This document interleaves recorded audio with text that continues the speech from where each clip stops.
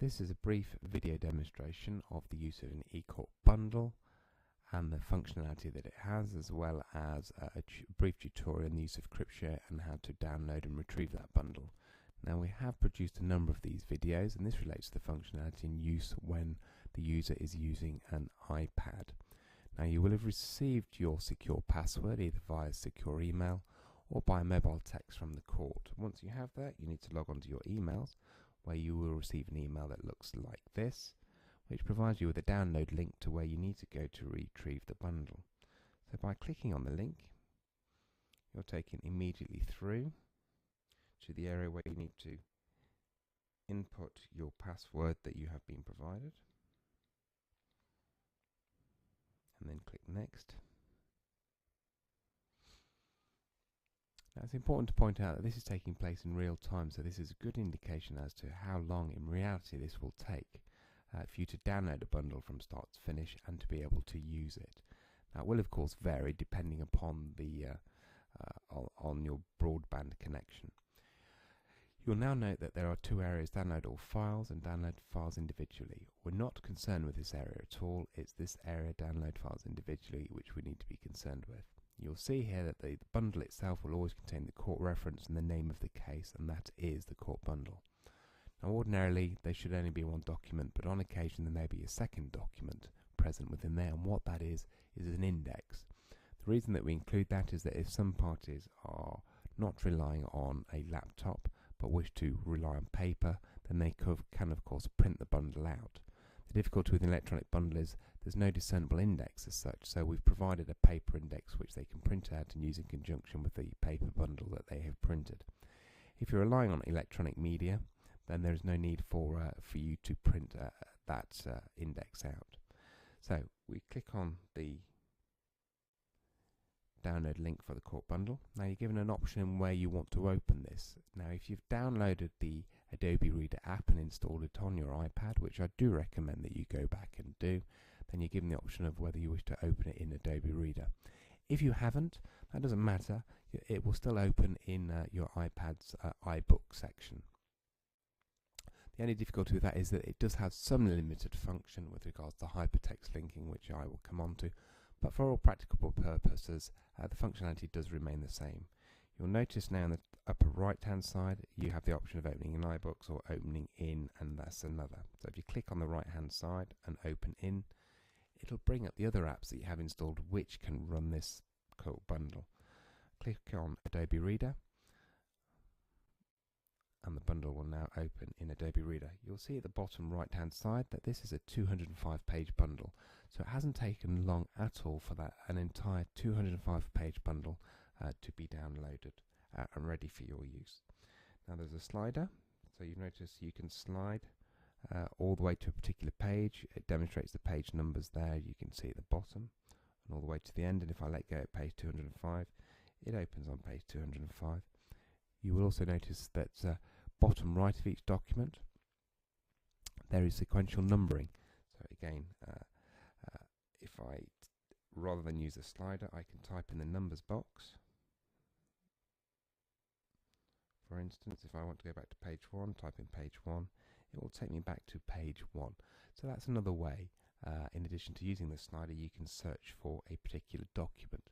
Now, that is sequential pagination, so if there's 205 pages in a bundle, the first page will start on 1 and they're just simply numbered sequentially or right the way through the bundle.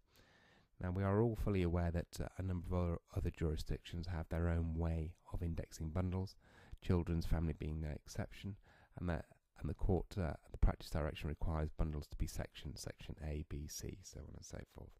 Now, it is also possible to search for a section document. So again, if we click on the document, you'll see in the upper right area there is a magnifying glass. So if we click on that magnifying glass, it brings up a dialogues box. Now, if you wish to search for a particular document from a section, you simply need to put the section number or section letter. In this case, let's say section A, followed by dash and page 10.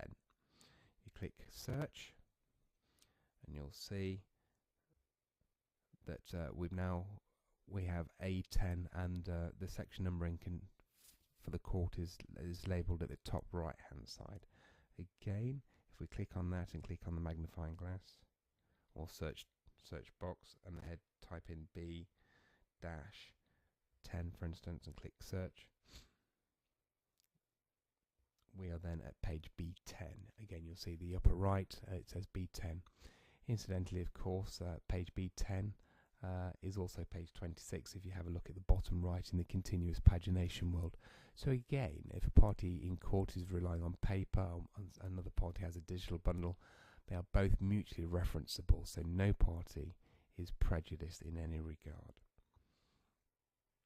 Another function that there is you'll see the bottom right is a book in this area here. Now if you click on the book, it brings up a digital index. And in this index we have the bundle cover page, preliminary reading in various sections. Now by tapping on the right hand side of a section, it opens up the documents within the section.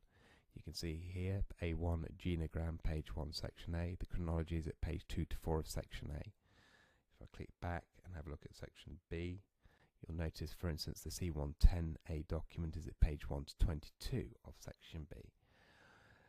With the digital index, by clicking on the title of any document, you are taken immediately through to the document. So if I click on the C110A document, you're then transported right the way through to that document. And tap on the document, and there it is. Again, if I want to go to another document, I click bookmarks. That's section A document.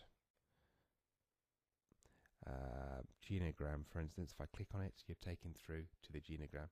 And of course, as with most tablets, you can blow things up by simply pinching the screen and moving your fingers. Again, if chronology, for instance, you're immediately taken through to the chronology. So again, the speed at which documents can be searched for, called upon, and brought up on screen is incredibly fast, and certainly a lot faster than using a paper bundle in court. Another function that we have also been using is in the preliminary reading section. There should always be a case summary, of course, which accompanies the bundle. By clicking on the case summary, you're taken to it, and as this is a fictitious case, we haven't drafted a full case summary, but we wanted to demonstrate that where we are referring to documents in that case summary, we provided a click button. So in addition to going through the bookmark section, which you could, in this case we're looking at the statement of Linda Parks at C1, the initial statement, you could go through and bring up for instance, the C1 document by clicking on C1, for instance. There you have it, the C1 statement, the initial statement as section C1. Or alternatively, what you could do is you could just simply click on the click tab, which also takes you straight the way through to the witness statement concerned. In addition, what we have done is where we are bookmarking or hypertext linking documents in that way, we're also putting a back button function in. So at the end of any particular document that we wish to draw the court's particular attention to, we have included a back button. So if you hit back, you're taking immediately back to the case summary. One other function we wish to just briefly talk about is video. So if there's an interview or a police video, we're embedding that within the bundle itself, so you have the option of playing it. So in this case, this video is contained at section H, which if you hit on the play button, it will play. Now I'm not going to play it now because there's some limitations on the software that I am using to record this presentation, but it certainly does work in real time on the laptop. There is a drawback, however, that it doesn't play on things like a mobile device or a tablet, but video will play on any desktop PC, or laptop or Apple Mac, etc. So that is simply a brief overview of some of the functionality that the eCourt bundle has, and I certainly hope you'll appreciate that the speed that it has, the ability to access documents, will make life and improve life quite considerably. So thank you very much for watching, and that concludes the presentation.